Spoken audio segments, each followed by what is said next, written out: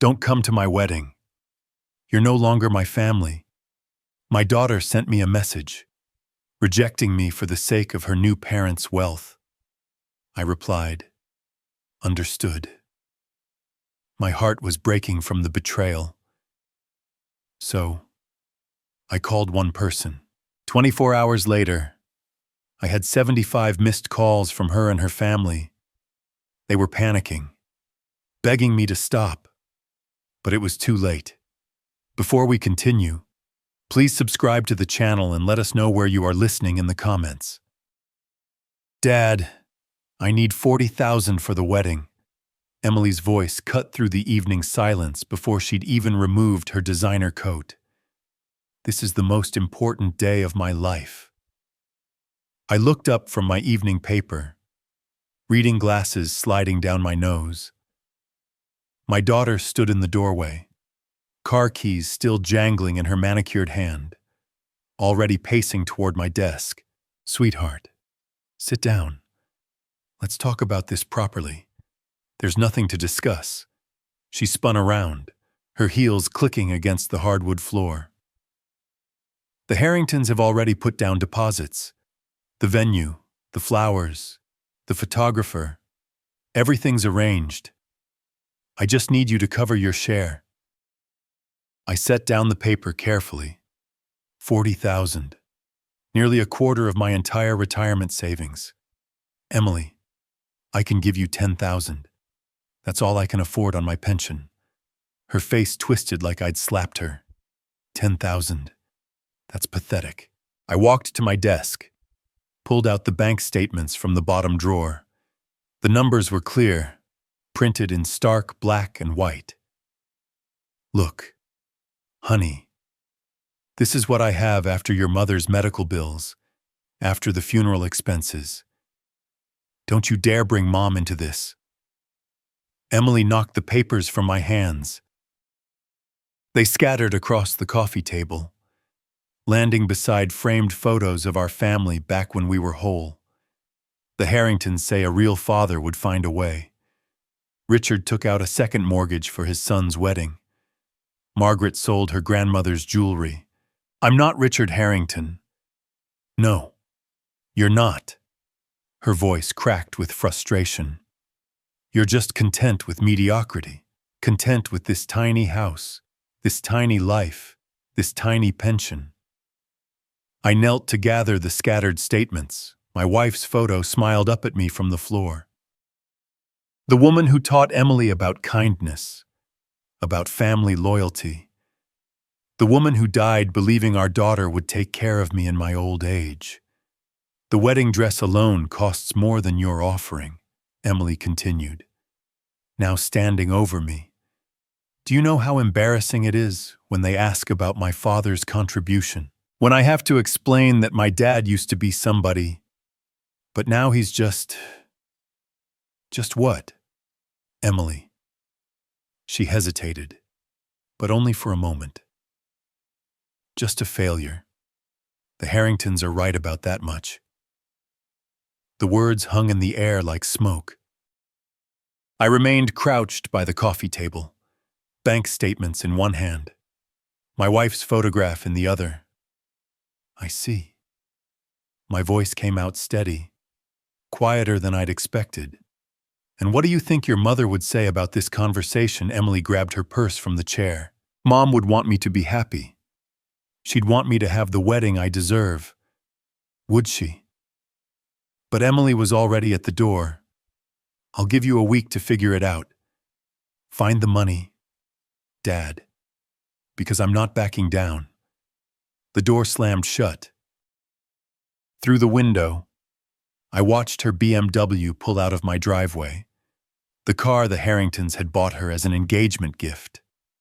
I sat back on my heels, still holding my wife's picture.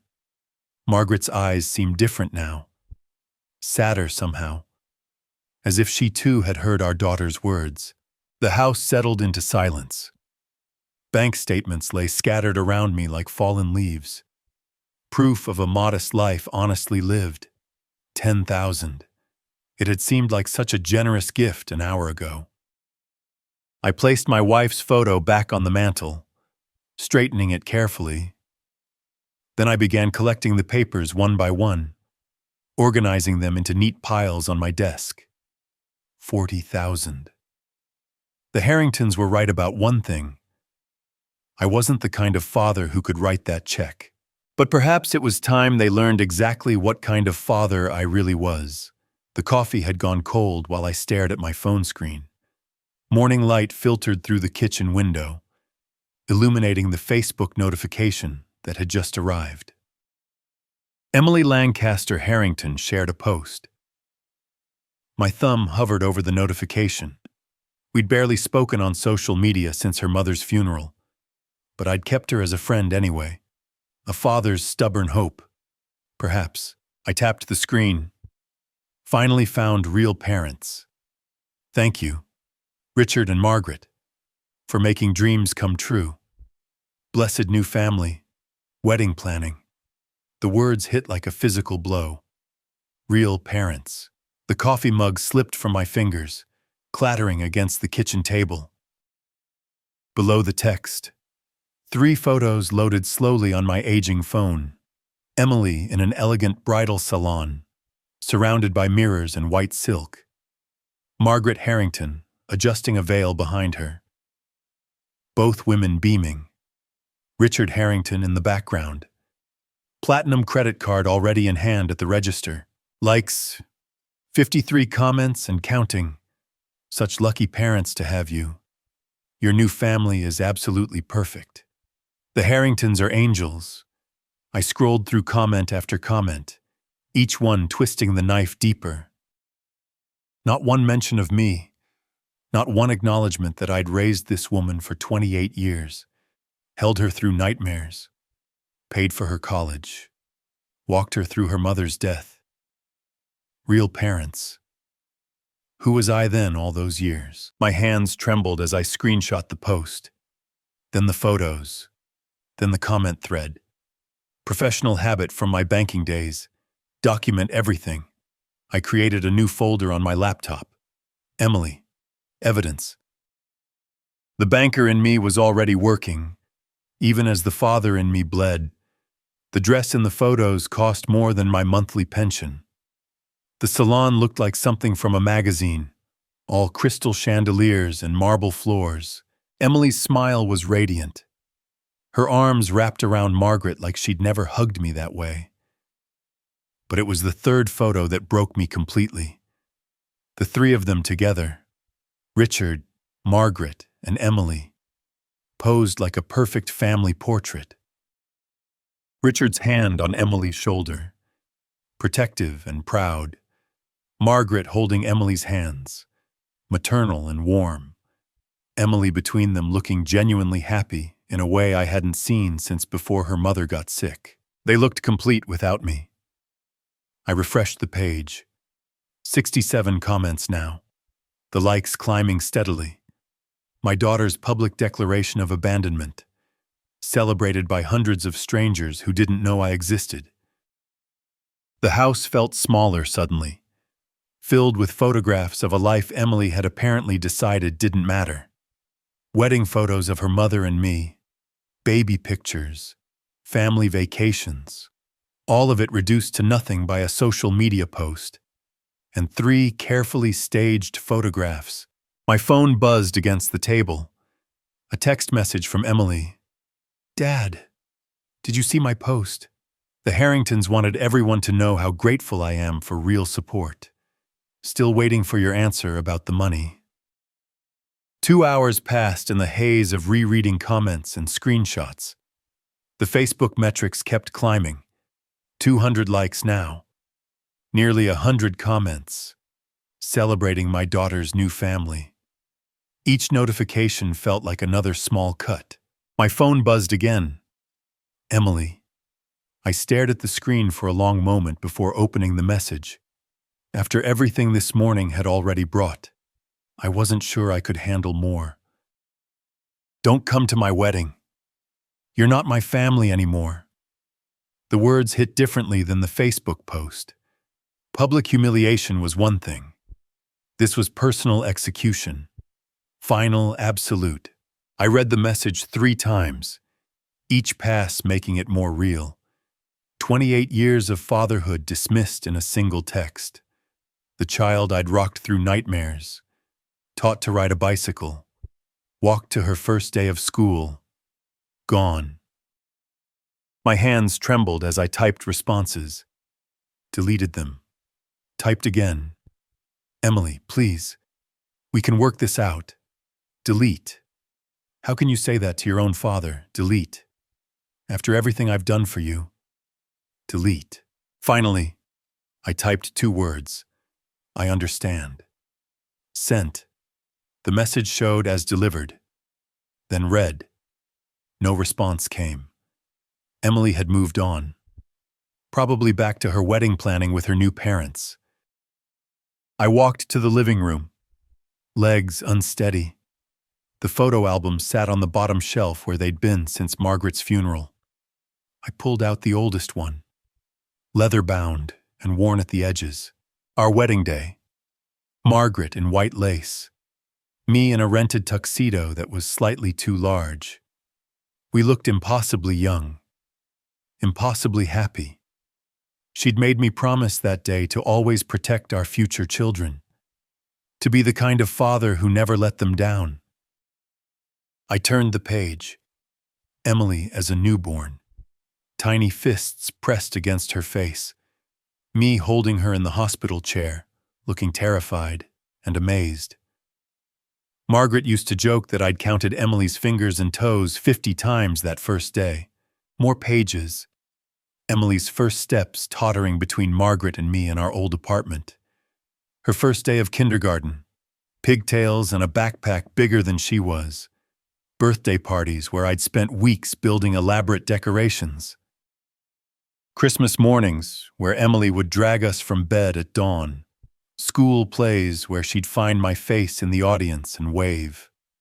High school graduation where she'd hugged me so tight I could barely breathe. College move-in day when she'd cried and made me promise to call every week. When had it changed?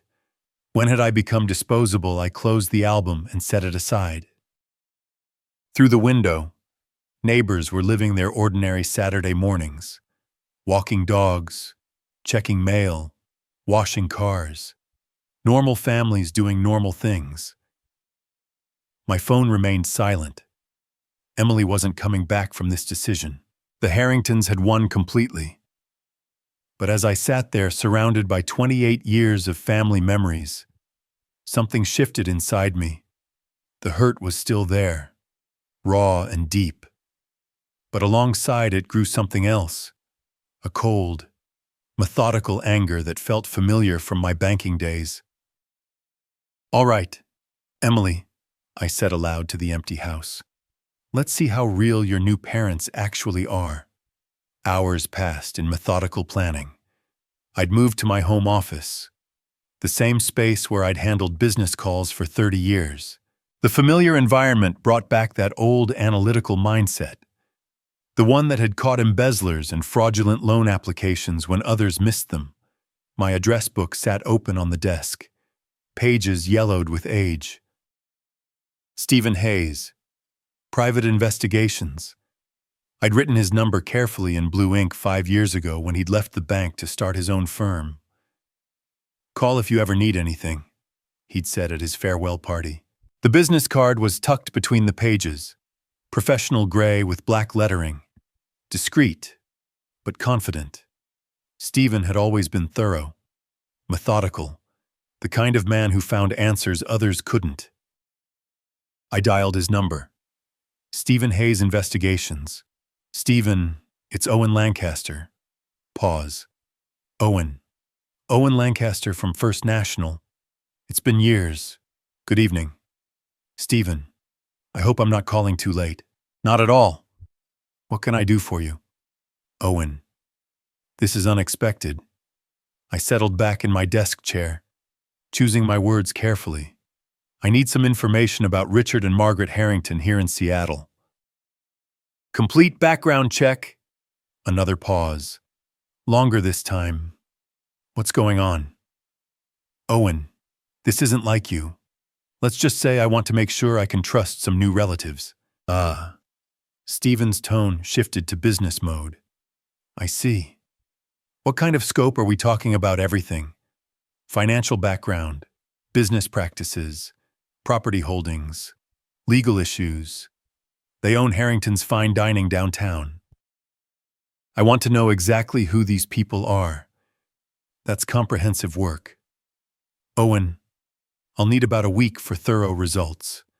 My rate for full background investigations is $3,000, but for an old colleague, he paused, thinking, $2,500 advance, the rest on completion. $2,500, a quarter of what Emily had demanded for her wedding. It felt appropriate. Somehow that works. What do you need from me? Full names, addresses if you have them, business names. I'll start with public records, corporate filings, tax liens, anything that shows up in the system. Is there anything specific you're looking for? I thought about Emily's BMW, the expensive bridal salon, the easy way Richard had pulled out that platinum credit card. I'm particularly interested in their business practices, how they make their money, whether everything is legitimate. Understood. The kind of deep dive that looks at cash flow patterns, vendor relationships, tax compliance. Exactly. The banking terminology felt natural, comfortable. This was what I did best, following money trails, spotting inconsistencies. I'll send you my contract and payment information by email tonight. Should have preliminary results by next Friday. Complete report the week after. Perfect. I opened my laptop, checking my online banking. The $2,500 would barely dent my savings. And if Stephen found what I suspected he might, it would be worth every penny. Owen, can I ask what brought this on? You sound different. I stared at the framed photo on my desk. Emily's high school graduation. Both of us smiling. It felt like looking at strangers now. Sometimes you discover people aren't who you thought they were. Stephen. And sometimes you need to know exactly who you're dealing with. Fair enough. I'll be in touch soon. The line went dead. I set the phone down and opened my email, waiting for Stephen's contract. For the first time since Emily's visit yesterday, I felt something other than pain. I felt purpose. My phone buzzed. A new message from Emily. 3 days of silence had an interesting effect. My phone showed 75 missed calls. I'd kept a careful record in my old banking ledger. 17 from Emily the first day, 15 the second, 15 more today. Richard Harrington had called 23 times, his messages growing shorter and more demanding. Even Jason had called 13 times, his voice increasingly uncomfortable as he tried to mediate a situation he clearly didn't understand. Day one had started with curiosity. Emily's first voicemail came at 7 a.m. Dad, maybe I was too harsh yesterday. We should talk about this properly. Call me back when you get this. Her tone was testing, probing, still entitled, but with a crack of uncertainty. By evening, she'd called 6 more times. Day 2 brought frustration. Richard Harrington's voice boomed through my speaker during my morning coffee. Mr. Lancaster, we need to talk like men. This silent treatment isn't helping anyone. Emily's upset. And frankly, so are we. 27 calls that day. I'd mowed the lawn while my phone vibrated frantically on the kitchen counter. Muted but insistent. Each buzz felt like a small victory. Today was different. Desperation had crept into their voices. Emily's latest message left an hour ago while I was grocery shopping. Dad, please call me back. I want you to come to the wedding. I'm sorry. Okay. I'm really, really sorry. We can work this out. The Harringtons think maybe we all said things we didn't mean. Her voice broke on the last sentence. I sat at my kitchen table with the ledger open, documenting each call with banker precision. Time received, duration, caller, emotional tone. The pattern was clear. Morning calls showed hope. Afternoon calls carried frustration. Evening calls revealed desperation. What fascinated me most was how quickly they'd cracked. 3 days, 72 hours of silence. And my daughter, who'd called me a failure, was now begging for my attention. The house had never been more peaceful. I'd read 2 entire books, organized my closets, and prepared meals without interruption. My phone sat on silent, notifications piling up like snow against a window. Sometimes I'd count them during commercial breaks, watching the numbers climb. Richard's calls followed a predictable pattern, authoritative demands escalating to barely contained anger. His businessman facade was slipping with each unreturned message. Yesterday's voicemail had lasted 30 seconds. "We're trying to be reasonable here, Lancaster. But this childish behavior needs to stop." Jason's attempts were the most pathetic, clearly coached by Emily and pressured by his parents. His messages grew shorter as his discomfort increased. "Hi, Mr. Lancaster. It's Jason. Emily wanted me to, could you please call her back? She's really worried." The spreadsheet in my laptop showed the progression beautifully. Day 1, confusion. Day 2, frustration. Day 3, panic. Each phase documented with the methodical care I'd once applied to quarterly audits. My wife's photo watched from the mantel as I worked. Margaret would have been fascinated by this psychological chess game. She'd always said I was too soft with Emily, too willing to give in. Sometimes, she'd whispered during one of Emily's teenage tantrums, "The best response is no response at all." 3 days ago, I'd been the desperate one, begging Emily to reconsider, offering what little I had. Now, the roles had reversed completely. They needed something from me: acknowledgement, forgiveness, simply proof that I still existed in their world. Stephen's preliminary report was due tomorrow, but honestly, I was starting to wonder if I'd need it. Emily was unraveling beautifully, all on her own. My phone buzzed again. "Emily, call number 55. This time, I almost smiled. Riverside Cafe sat half empty on a Tuesday afternoon. Exactly what I'd hoped for when choosing this location. Stephen had picked a corner table away from the counter, his briefcase positioned carefully beside his chair. Professional as always. "Owen, I have very interesting information for you." I settled into the opposite chair, notebook ready. "I hope it was worth the investment." Stephen opened his briefcase and pulled out a manila folder thick with documents. "Worth it. Owen, they're evading at least $500,000 in taxes over the past 3 years. The number hung between us. 500,000. Emily's wedding budget was a rounding error compared to what her new parents were stealing. Tell me more."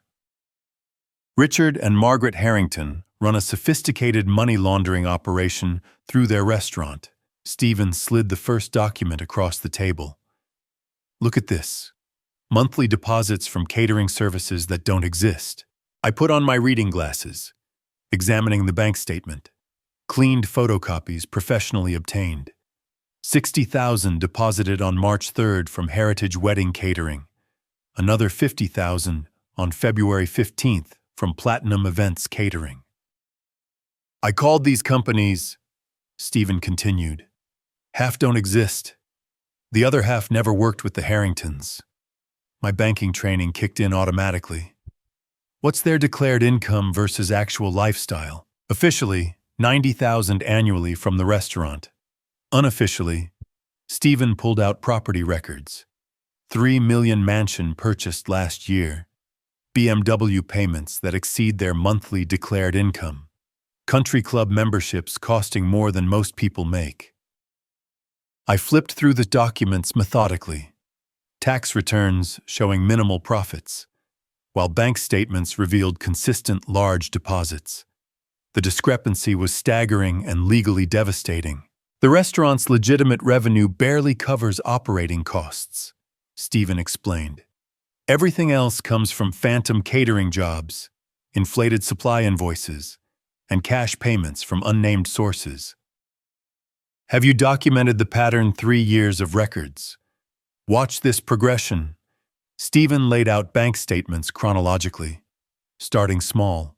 6,000 here, 9,000 there. By last year, they're processing 70,000 monthly in fake invoicing. Each page told a story my trained eye could read perfectly. Structured deposits designed to avoid reporting requirements. Invoice dates that didn't correspond to actual events. Client names that led to disconnected phone numbers. They're not just stealing from the government, I said, connecting the dots. This level of sophistication suggests they're cleaning money for other people, too. Exactly what I thought. Former banker's instincts.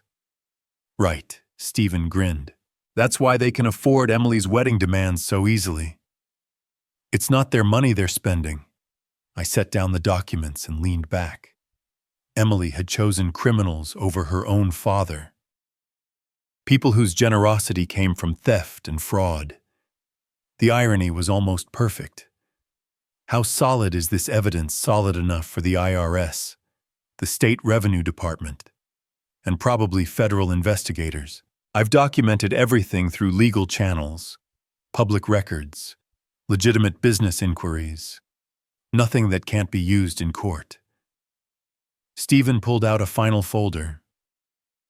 There's more if you want it. Personal banking records will take another week, but I can trace exactly how they're moving money between accounts. Do it. I didn't hesitate. The additional cost was irrelevant now. As Stephen packed the documents, I made careful notes in my own ledger. Account numbers, dates, amounts. The same methodical record-keeping that had built my banking career would now destroy Emily's new family. Owen, can I ask what you're planning to do with this information?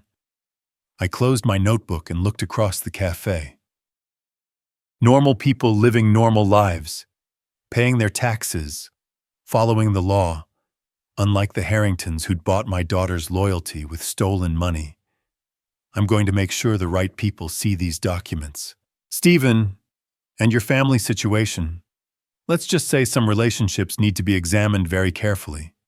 Stephen nodded, understanding the boundaries. He'd given me exactly what I needed. Proof that Emily's real parents were criminals. My phone buzzed. Emily again. Call number 56. This time I answered. 3 days after my meeting with Stephen, the doorbell rang. I looked through the peephole.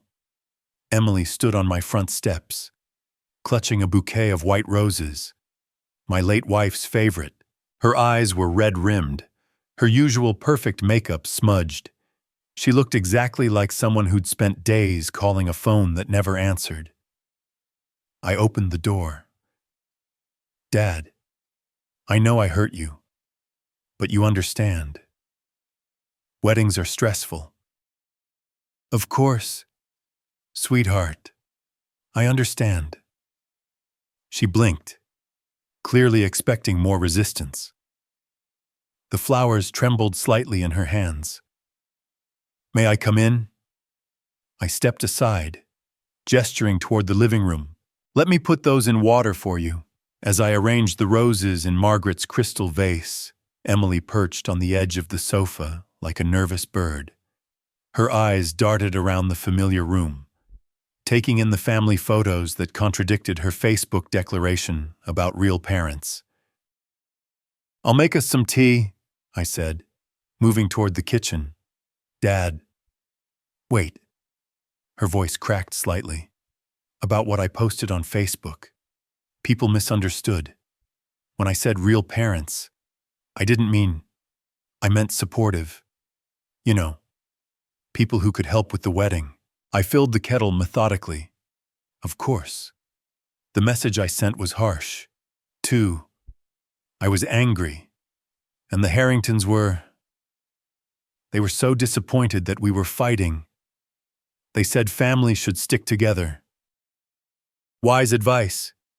Emily followed me into the kitchen, hovering while I selected cups and tea bags. Earl Grey for both of us. Another small reminder of our shared history. So, you'll come to the wedding. The Harringtons really want to get to know you better. Richard says he'd like to have a proper conversation, man to man. I'm sure he would. We'll see. Dad, I know 40,000 was a lot to ask, but you have to understand. This is my dream wedding. The Harringtons have been so generous, and they wanted me to have everything perfect. She paused, watching me pour the hot water. They're not trying to replace you. They're able to do things you can't. Like what exactly? Well, they understand the restaurant business. They know important people. They can open doors for Jason and me. She trailed off, realizing how that sounded. That I can't. That's not what I meant. But we both knew it was. I carried the tea tray to the living room, letting her follow. She sat across from me, cradling her cup like a prayer offering. The wedding's in 6 weeks, she said quietly. April 8th. The venue is gorgeous. Harrington's fine dining's private event space. Richard's closing the whole restaurant for us. How generous of him. Dad, please don't be like this. I'm trying to apologize. I'm trying to make things right. I sipped my tea, studying my daughter's face. She looked genuinely distressed, genuinely sorry, but underneath the apology was still that familiar entitlement, that assumption that her needs should come first. You called me 55 times, I said finally. She flushed.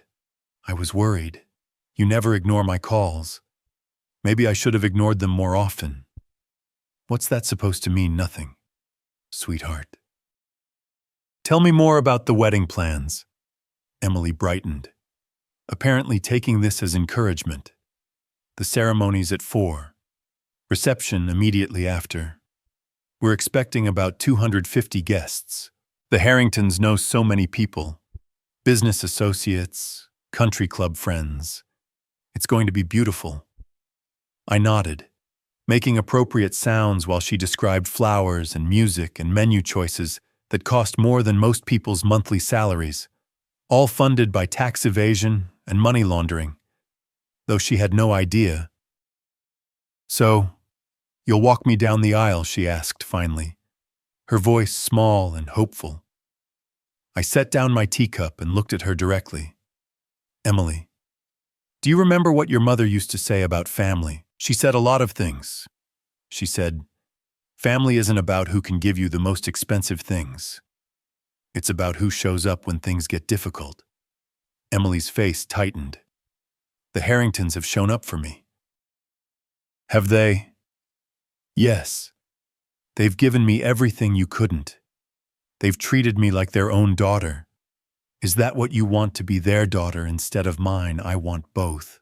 The words burst out of her raw and frustrated. Why can't I have both? I stood up, collecting the empty teacups. Because, sweetheart, some choices have consequences. She followed me back to the kitchen, hovering anxiously while I rinsed the dishes. Dad, the Harringtons want to invite you for dinner tomorrow night. They want to clear the air. Start fresh. Richard thinks maybe we all got off on the wrong foot. I dried my hands carefully, considering dinner with the Harringtons, a chance to see the criminals up close, to observe how they operated, to study my enemies before I destroyed them. What time? I asked. Harrington's fine dining occupied a corner building downtown, all glass and steel with valet parking. I'd driven past it countless times, never imagining I'd enter as the father of a family that owned it through tax fraud. Emily waited by the hostess stand, practically vibrating with nervous energy. "Dad, you came. They're already here. Table 12, Richard's favorite spot." The dining room gleamed with polished wood and crystal, expensive art, clientele, and clothes that cost more than my monthly pension. The kind of place where money talks in whispers. Richard Harrington rose as we approached, extending his hand with practiced confidence. "Owen, welcome to our little place." Little place. The restaurant probably costs more than my house. Margaret remained seated, offering her hand like royalty. "We're so glad you could join us. Emily's been worried sick about this family situation." I took the offered chair, noting the prime location with clear views of the entire restaurant, perfect for observing operations. "Well, we can't have Emily worried. This is her special time." "Exactly," Richard signaled the waiter. "Nothing but the best for our girl. Wine, I've got a 2018 Bordeaux that'll change your life." $200 wine, I nodded, while mentally calculating how many fake invoices it took to afford such casual luxury. Emily beamed as Richard ordered for the table. Margaret launched into wedding plans, each element more expensive than the last. "The flowers alone are $15,000, she said casually. "But Emily deserves perfection." "She certainly does," I agreed, watching a man at the next table slide an envelope to a woman who pocketed it without looking. No receipt, no record. Classic money laundering. "Of course," Richard leaned back. "We understand your limitations. Fixed income, modest savings. That's why we stepped in. Emily needed real support. Real support from criminals. I appreciate your generosity. Emily's always dreamed of a beautiful life. And she'll have it." Margaret's voice carried that tone wealthy women used for charity cases. "We can give her things that others simply can't." I sipped the expensive wine, watching staff exchange documents at various tables. Cash changed hands, envelopes disappeared, and the Harringtons presided over it all with casual authority. "Business seems good," I observed. "Outstanding." Richard's chest puffed with pride. "We've expanded into catering, private events.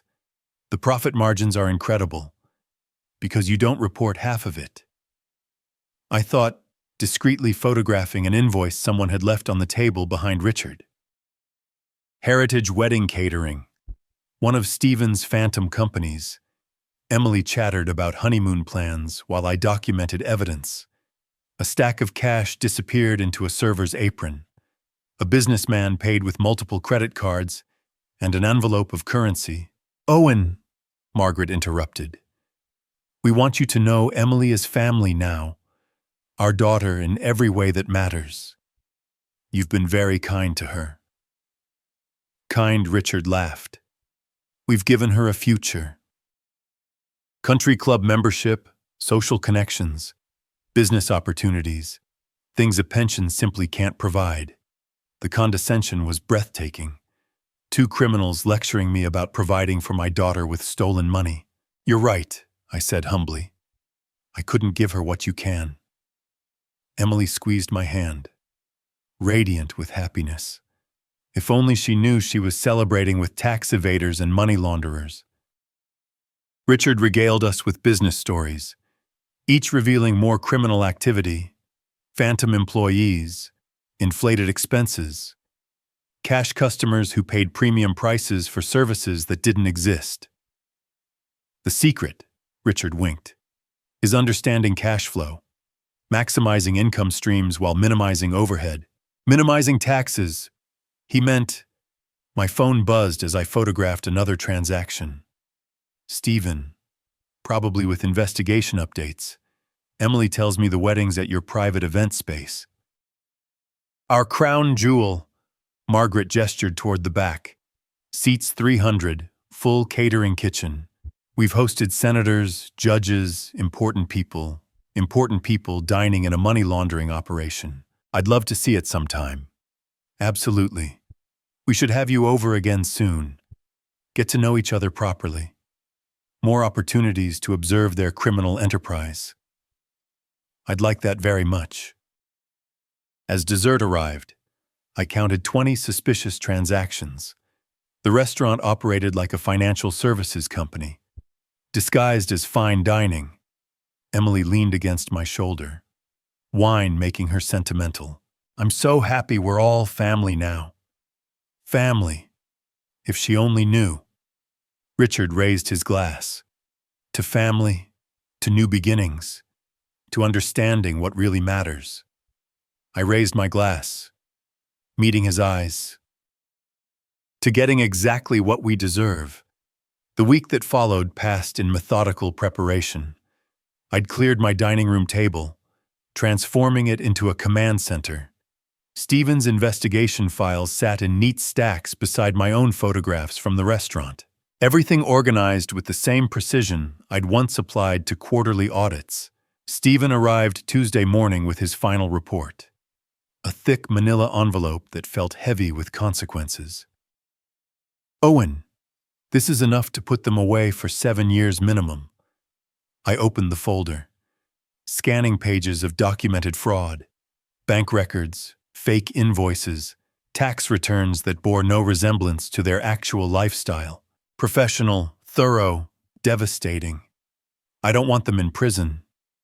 Stephen, I want Emily to see the truth. He raised an eyebrow.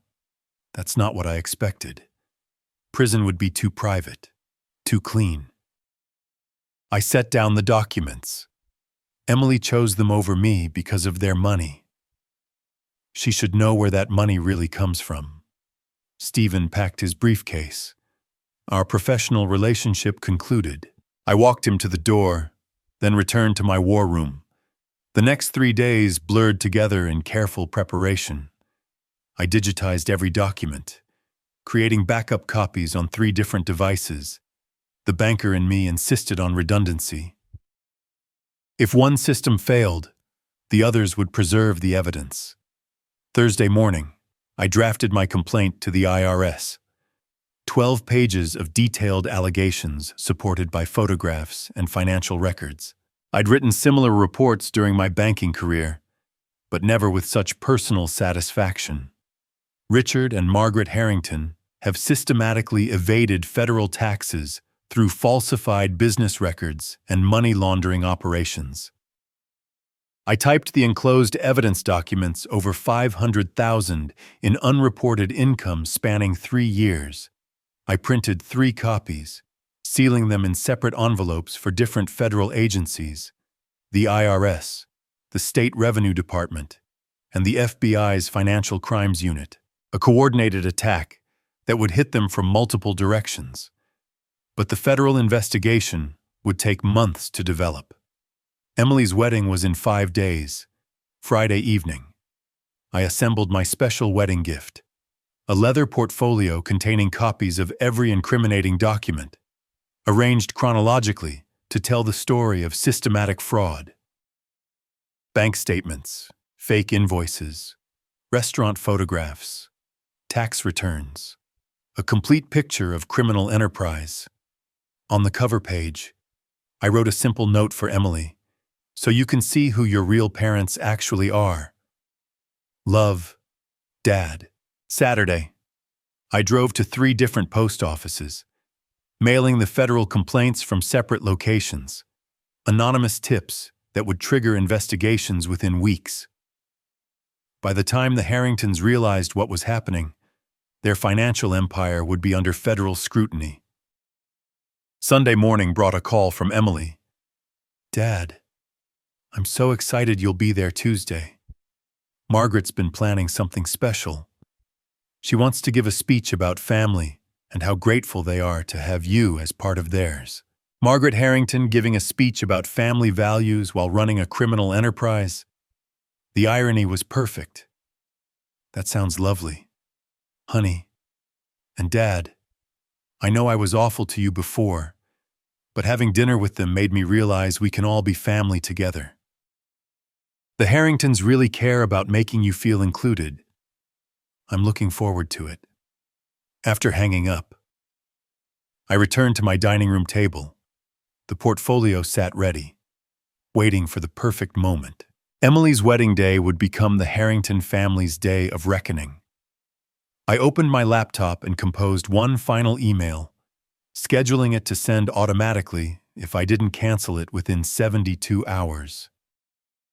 My insurance policy, a complete evidence summary directed to the local newspaper's investigative reporter.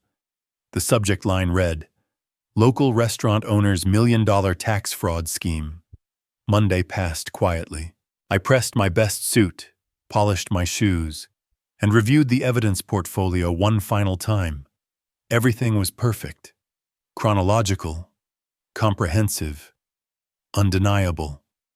That evening, as I prepared for bed, my phone buzzed with a text from Emily. "See you tomorrow, Dad. Can't wait for you to be part of our family celebration." I set the phone aside and looked at the portfolio on my dresser. Tomorrow, Emily would discover what kind of family she'd really chosen. Tomorrow, the Harringtons would get exactly what they deserved. The ceremony hall gleamed with white roses and crystal chandeliers. 15,000 worth of arrangements. More than I'd offered Emily for her entire wedding. The venue was perfect, elegant, expensive, everything the Harringtons wanted their money to buy. Emily appeared in the doorway, radiant in silk and lace. Her face lit up when she saw me. "Dad, you're here." She rushed over, her dress rustling like expensive paper. Behind her, Margaret Harrington supervised photographers with the authority of someone who'd paid for everything. "I have something for you," I said, reaching into my jacket. The sealed envelope felt warm against my fingers. A special wedding gift. "Make sure you open it tonight when you have time to read it properly." Emily took the envelope, eyes bright with curiosity. "What is it?" "Something important. Something that will help you understand your new family better." She hugged me, still clutching the envelope. "Thank you for being here, Dad. Having you accept the Harringtons means everything to me." I watched her tuck the envelope into her bridal bag next to her lipstick and tissues. Such a small package to contain such explosive information. Guests began filing in. 250 people in their finest clothes, all here to witness Harrington generosity.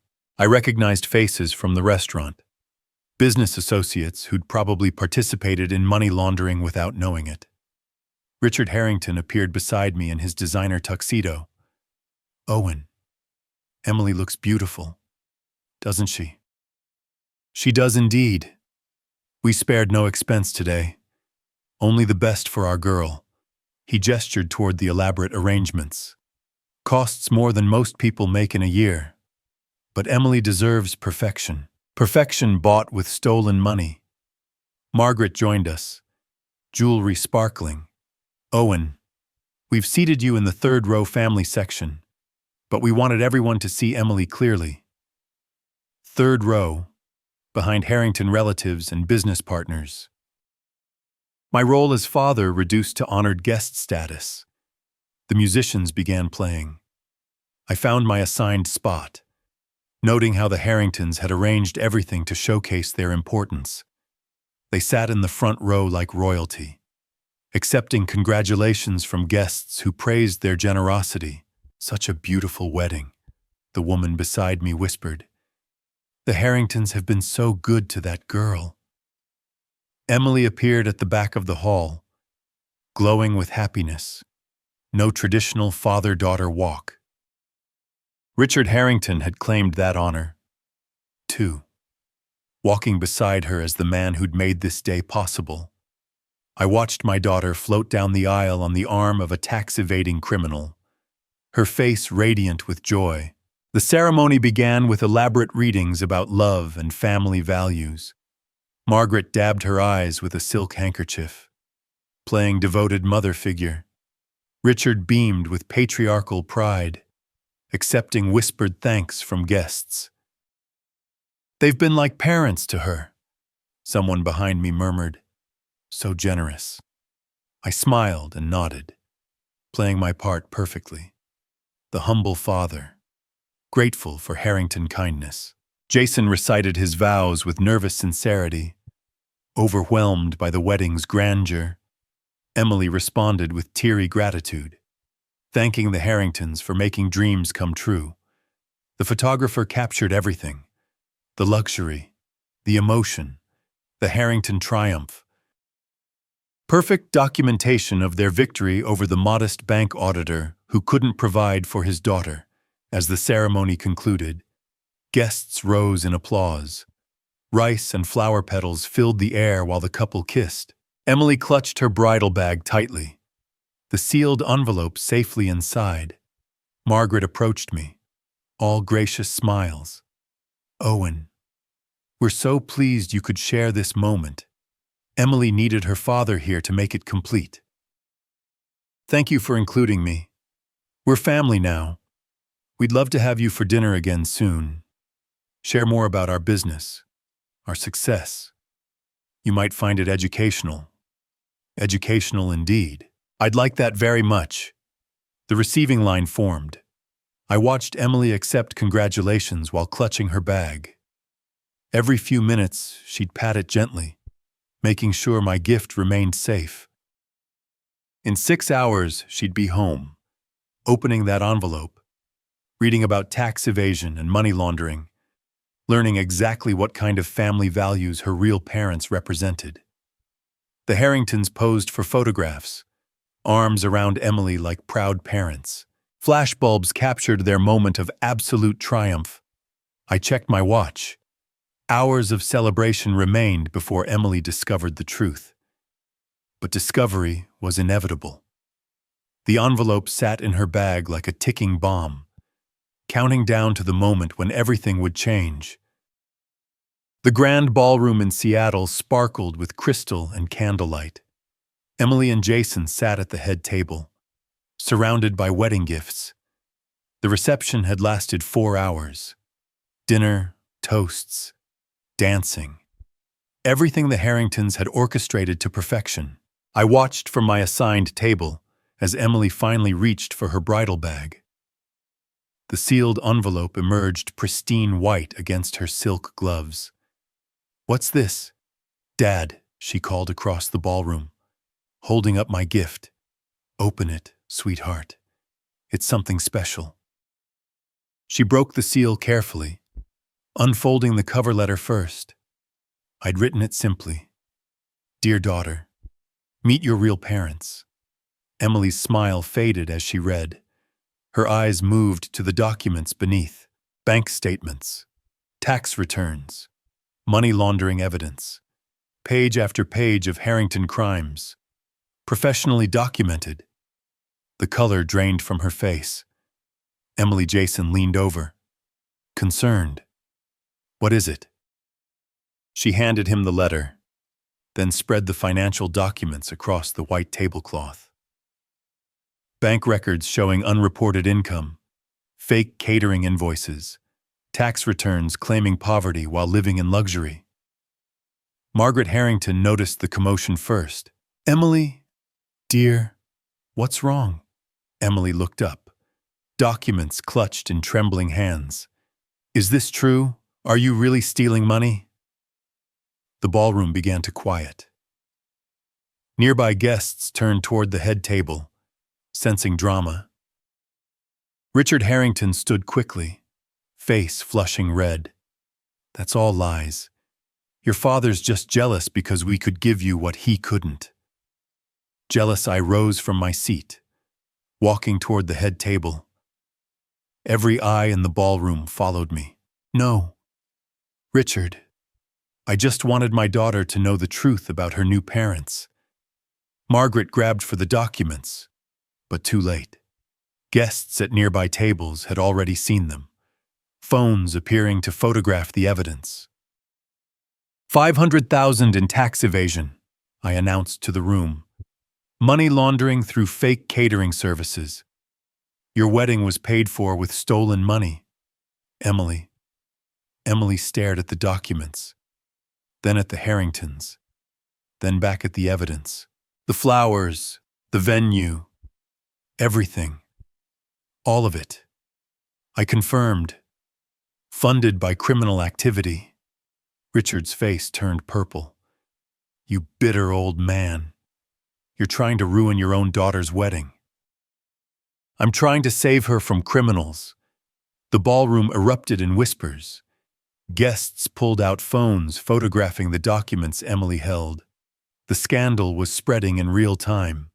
Captured by 250 witnesses, Margaret tried desperately to control damage. Please, everyone, this is a misunderstanding. The IRS doesn't think so. I interrupted. I filed formal complaints 3 days ago. The federal investigation starts Monday. Emily dropped the documents, covering her face. All this time, all your generosity, it was stolen money. Emily, you have to understand, Richard began. I understand perfectly. Her voice was hollow, devastated. You bought me with money you stole from other people. The wedding photographer captured everything. Their panic, Emily's breakdown, scattered evidence across the head table, perfect documentation of their public destruction. Guests began standing, some approaching for closer looks, others backing away as if witnessing a crime scene. The elegant reception had transformed into a scandal. Jason sat frozen, staring at his new in-laws. My parents, they're really tax evaders and money launderers, I confirmed. The restaurant is a front for washing illegal cash. Margaret made one final desperate attempt. Owen, surely we can discuss this privately. Like you discussed publicly. Replacing me as Emily's father. I smiled coldly. No. Margaret, this conversation happens here in front of everyone who witnessed your triumph. Emily finally looked up, mascara streaking down her cheeks. Dad, I'm so sorry. I said such terrible things to you. You were manipulated by criminals. Sweetheart, you couldn't have known. Richard Harrington, who'd walked my daughter down the aisle, stood exposed as a common thief. Margaret, who'd played loving mother figure, was revealed as his partner in crime. The wedding guests, their friends, business associates, social connections, had become witnesses to their complete downfall. Emily gathered the scattered documents. What happens now, I said, watching the Harringtons' faces crumble. Justice happens. The ballroom buzzed with conversation, phones, and reputations being destroyed in real time. The envelope had opened. The bomb had exploded, and the Harringtons were getting exactly what they deserved. 5 days later, Emily stood on my doorstep with tears streaming down her face and her arms full of expensive gifts. Dad, I'm so sorry. I was a terrible daughter. She collapsed into the living room chair, still in her designer clothes, but looking smaller somehow. The diamond earrings Margaret had given her caught the afternoon light, sparkling like guilt made manifest. You're my daughter, Emily, and I'll always love you. But now you know the difference between people who really love you and people who just want to use you. She nodded, wiping her eyes with a tissue. I brought everything back. All the jewelry, the clothes, the purse. I can't keep any of it now that I know where it came from. I watched her unpack the expensive items onto my coffee table. Thousands of dollars worth of gifts, each one a small bribe to buy her loyalty. The diamond bracelet Richard had presented so proudly, the designer handbag Margaret had insisted she needed, all of it tainted now by the truth. How can you forgive me after everything I said to you? Because real love doesn't have a price tag. And that's something the Harringtons will never understand. Emily picked up one of the family photos from the mantel, her mother holding her as a baby. I wish Mom were here. She would have seen through them. Wouldn't she? Your mother always said the most expensive gifts often come with the highest cost. The IRS came to their restaurant yesterday, Emily said quietly, closed it down, took boxes of records. Richard tried calling me, but I couldn't. I couldn't talk to them. I nodded. The federal investigation I'd triggered was moving faster than expected. Good. They'll face justice through proper channels now. That's how it should be. Emily set down the photo and looked at me directly. You could have just told me they were criminals. Why did you wait? Why did you let me go through with the wedding? Would you have believed me without proof? Or would you have thought your bitter father was just trying to ruin your happiness? She was quiet for a long moment. I would have chosen them. Even if you'd told me the truth, I would have chosen them because of their money. And now I understand why you always said the most important things can't be bought. We spent the afternoon going through old photo albums, pictures of Emily's childhood, family vacations on modest budgets, birthday parties in our small backyard. None of it glamorous, but all of it real. I want to have a proper blessing, Emily said as we closed the last album. Just us. Maybe a few real friends. Nothing fancy, nothing expensive, just honest. I'd like that. Jason's devastated about his parents. He never suspected anything. We're thinking of moving away from Seattle, starting fresh somewhere. That might be wise. Emily gathered up the expensive gifts, placing them carefully in shopping bags. I'll donate these to charity. Someone might as well get some good out of them. Your mother would be proud of that decision. As she prepared to leave, Emily hugged me tightly. I'm sorry it took criminals and a federal investigation for me to realize what I already had. The important thing is that you understand now. Will you walk me down the aisle at the real ceremony? I'd be honored. After she left, I sat in my living room surrounded by family photos and memories. The expensive gifts were gone, replaced by something much more valuable. My daughter's love and respect earned honestly this time. My phone rang. Stephen Hayes. Owen. You've been watching the news. Some of it. Harrington's fine dining is finished. The IRS found enough evidence to prosecute for tax evasion, money laundering, and fraud. Richard and Margaret are looking at serious prison time. Good. The local paper wants to interview you. Hero father exposes criminal in-laws to save daughter. Interested. I looked at Margaret's photo on the mantel, then at the family albums scattered across the coffee table. No. Stephen. And some victories don't need publicity. I hung up and returned to my photo albums. In a few weeks, Emily would have her honest wedding blessing, simple, modest, real, everything the Harringtons' extravaganza wasn't. Outside, spring was turning to summer in Seattle, the season of new beginnings. My phone buzzed with a text from Emily. Thank you for loving me enough to tell me the truth, even when it hurt. I smiled and set the phone aside. Justice had been served. My daughter was safe. And sometimes that's exactly enough. What a powerful tale of redemption and justice. Isn't it the bond between father and daughter? Tested by greed, but ultimately unbreakable. If this story touched you, share your thoughts in the comments below. What would you have done in Owen's shoes? Did Emily's regret feel genuine to you? Drop your questions here, and let's discuss more together. Your insights could spark amazing conversations. Engage with the channel, Subscribe for more gripping stories like this one. To hear the next captivating tale, just click the box on the left. Thank you so much for joining me today.